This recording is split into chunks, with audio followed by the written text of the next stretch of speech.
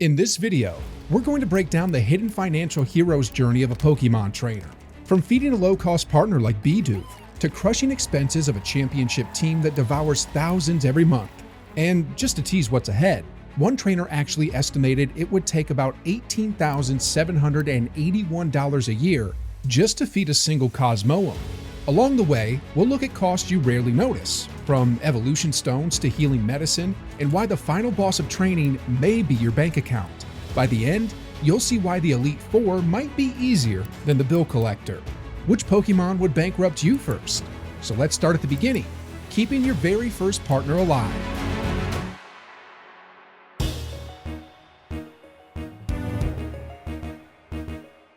The first real cost of being a trainer shows up before the battles, the gyms, or even the travel. It starts with feeding that very first Pokemon. On paper, it seems harmless, almost like owning a regular pet. But the difference becomes clear once you look at how trainers in the community have actually tried to calculate these expenses. One popular framework uses a simple rule. Take a Pokemon's weight in pounds and multiply it by 71 cents per month. That means a 42-pound partner runs about $30 a month just in food alone. Suddenly you realize this isn't just pocket change. A tiny Caterpie or Weedle barely registers on that scale. Their weight and diet would translate to just a few dollars monthly, not far off from feeding a hamster. That fits what new trainers often expect. Their first steps into the journey aren't going to drain their wallets, but shift to something mid-size, like a Machoke, and the math explodes. With that much muscle, its feeding cost pushes into the range of a serious athletic diet. The same rule that made a bug cheap now makes a fighter expensive.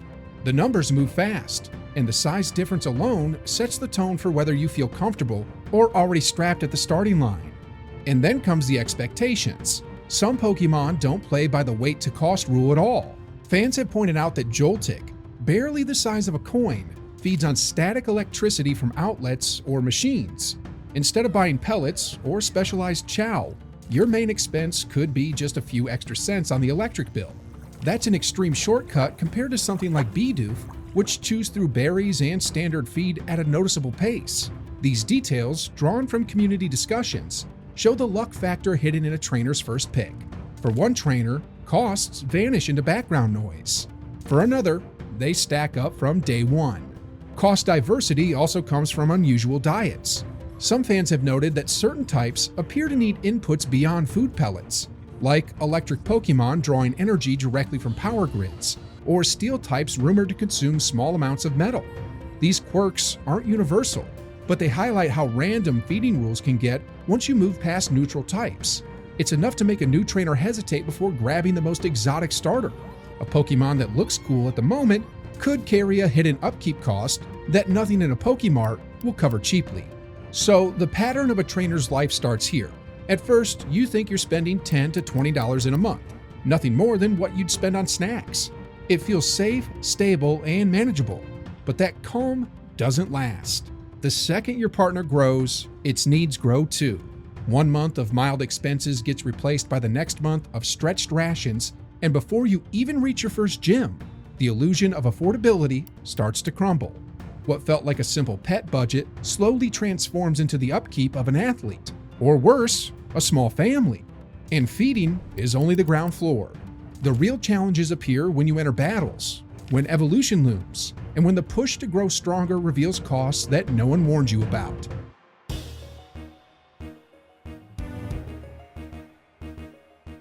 Evolution and basic training introduced itemized costs, stones, balls, and consumables that add up faster than most trainers expect. What looks like a rite of passage is also a receipt, and every step towards strength leaves another small dent in your wallet. Take evolution items. A Firestone, Thunderstone, or Waterstone is the barrier between staying weak and competing on even ground. And then there's the Everstone, often modeled by fans at 1,000 Pokédollars, roughly $8.90 with one community's math. It's a reminder that even choosing to stop or delay evolution has a price tag. Multiply that across a full team, and suddenly those small purchases feel routine. Catching more partners comes next. A single Pokeball doesn't look intimidating, but real training doesn't mean one throw. It's repeated tries over weeks and months, Building even a modest roster drains funds because the real cost comes from volume. Every failed throw, every wild Pokemon that resists, pushes you back to the shop for another handful. And when particularly rare species show up, that cycle becomes even more expensive since weaker Poké Balls can burn out before they get the job done. Trainers never feel this all at once, but the slow drip of balls disappearing into the field becomes one of the largest unavoidable drains. Then there's healing. A single battle leaves scratches, bruises, and status conditions that don't vanish on their own. Potions, antidotes, paralyzed heals, each one looks like a pocket change expense. Yet, after multiple fights in a single day, you'll find yourself spraying through bottles just to keep your partner upright. Fans often note the steeper prices of items like full restores, which can wipe away every status effect at once, but those big ticket items are better left for later in the journey. For now, it's enough to realize that even the cheap treatments can coil into regular weekly bills. And without them, your progress halts completely. Escape ropes, rappels, and other travel aids add another level. They're not glamorous, but most trainers wouldn't risk exploring caves or forests without some security. Each of these guarantees a way out, a way to avoid danger, or just a smoother path through hostile terrain. None of them sing of glory, but every one of them siphons coins whenever you restock. Taken together, the category of items you never talk about becomes one of the biggest recurring costs of keeping your journey viable. And gym challenges magnify the entire equation. By the time you approach your first leader, you need not just basic healing sprays, but multiple backup options. You plan for status effects, potential knockouts, maybe even extra balls if a wild Pokemon shows up along the way. That stack of small purchases, altogether, can rival the cost of groceries for a week. It's not the gym badge itself that drains you, it's the preparation. Trainers learn quickly that the real test isn't just strength, it's whether you can afford to be equipped for the fight. So, even before your Pokemon reach their final forms, your wallet is thinning against a growing stream of itemized costs. Evolution, capture, recovery, they're all steady financial taps that never stop once you turn them on. And this is still the manageable phase, back when you're handling only a partner or two. Because the moment you aim to build out a true team, the bills don't just increase, they multiply.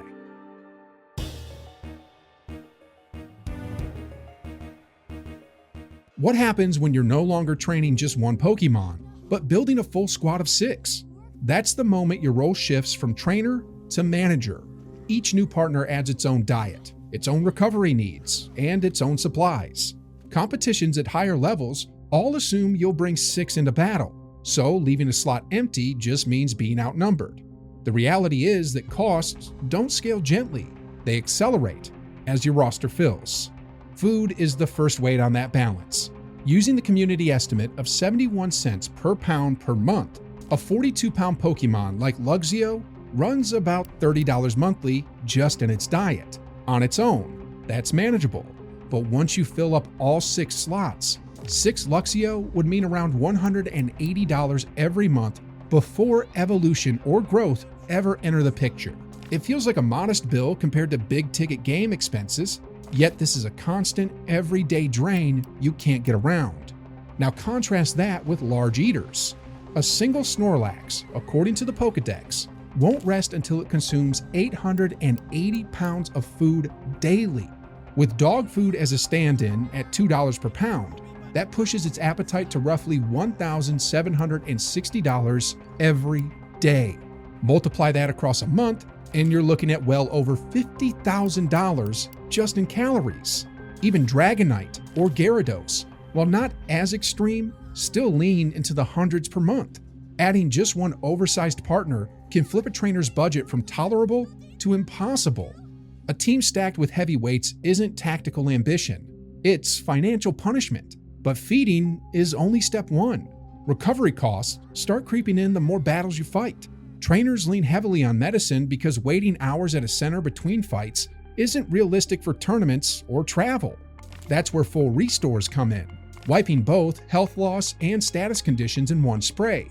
Fans have pegged them at 3,000 Poké each, about $30 using the community conversion. Now, imagine one rough day where all 6 members of your team get pushed to the brink and you burn through 6 full restores just to keep pace. That's $180 for that single day. Run that scenario across a full month of training, and you would hit $5,400 in healing just from those sprays. Community researchers flag this clearly as a worst-case, high-usage scenario, but it's still well within possibility for competitive trainers. By the time you've stocked what you'd reasonably need for a gym challenge, status cures, reliable potions, maybe extra Poké Balls, you've already spent the equivalent of a week's groceries, and that's before the first attack is exchanged. It's not that any single item crushes you, it's that the baseline assumption is always multiples. One burn heal doesn't do much if 3 of your partners get torched. One revive doesn't help in a double knockout. Pokemon centers do provide a safety net, but with clear limits. In lore, they'll patch up non-emergency damage out of battle, and trainers take full advantage of that while traveling. But the moment you need instant support mid-fight, the costs fall to you.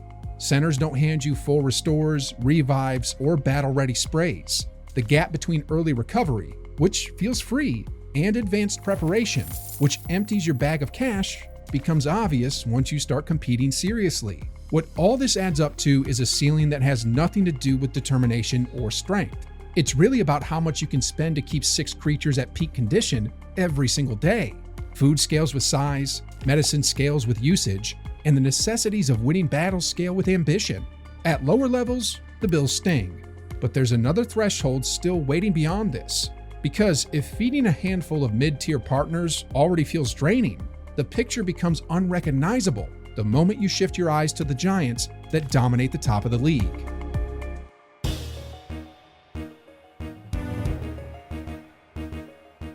At champion level, the challenge shifts from building a balanced team to sustaining one under costs that almost no ordinary trainer can manage. The dream of standing at the top comes with a hidden price tag that has little to do with fighting skill and everything to do with economics. Legendary Pokemon aren't just powerful opponents, they're full-time financial burdens. Take Cosmoem as one of the clearest examples. At first glance, it looks small and unassuming, but the details betray the truth. It weighs nearly 2,000 pounds, and based on community math using the 71 cents per pound per month formula, the yearly feeding bill lands around $18,781. That's a single Pokemon's diet. No medicine, no travel, no extras, just food. Once you picture 3 or 4 legendaries under your care, feeding alone stretches into tens of thousands annually. For most trainers, that's completely out of reach. Now scale that across an entire championship roster. Community estimates suggest that at the very top, a 6 Pokemon team can push to a total upkeep to around 3 million Poké-dollars per month, roughly $30,000 using the assumed conversion. This figure includes everything from feeding and training to items and daily battle prep. It comes out to about 100,000 Poké-dollars or $1,000 per day just to keep a champion-level squad in fighting shape. These aren't official numbers, but they illustrate how extreme the financial expectations could get when you imagine championship aspirations in a realistic framework. And to be clear, all of these conversions are model-based, since the Poké-dollar to USD exchange rate is never made canonical. Medicine adds another steep layer. Early full restores felt overpriced at 3,000 Poké-dollars each, but at a tournament level, their use becomes non-negotiable. You spray them multiple times in every major battle. Applied across 6 partners, the items stack up quickly into thousands each week, easily taking a chunk of that $30,000 monthly estimate. And these aren't luxury items anymore, they're essentials. The idea of pushing through champion-tier battles without them is almost impossible. There are also expenses beyond Pokemon themselves. Unlike a casual trainer scavenging berries or living lightly on the road, a champion's lifestyle can't be subsidized by chance encounters. The higher you climb, the more structured and costly every aspect becomes. The community has noted that at this peak, you can't rely on shortcuts. Even finding berries in the wild doesn't keep a 2,000-pound Pokemon alive for long. When you add all of this up, the fantasy of being champion starts to sound more like managing a professional sports franchise than enjoying a personal journey. It explains why, in the lore, many trainers don't commit to battling as a lifelong career. For most kids, it's a temporary adventure or a stepping stone into adulthood. For the very few who do stay in the ring, it becomes either a pro sport income path or an all-consuming lifestyle backed by significant financial means. So, while the title of champion looks glamorous, the reality underneath it is relentlessly practical. The food bills, item usage, specialized diets, and mounting support costs form the real walls that most people never pass through. These estimates may vary depending on how you view the currency, but almost every version of the math points at the same reality.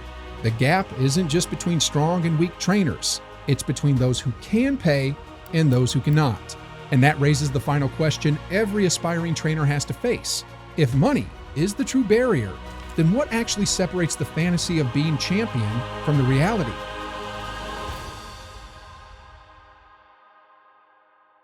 In the end, the real cost of becoming champion comes down to 3 constants: food, healing, and items. Feeding alone can reach extremes. For example, community math puts Cosmoem's diet at nearly $18,800 a year. On top of that, keeping a full team battle ready with full restores at $3,000 Poké Dollars each turns recovery into another steady drain. And even the choice to avoid evolution isn't free, with an Everstone modeled at around 1,000 Poké Dollars. So here's the question: which Pokemon on your team would bankrupt you first? A tiny Joltik or a 2,000-pound Cosmoem? Vote in the comments and explain why.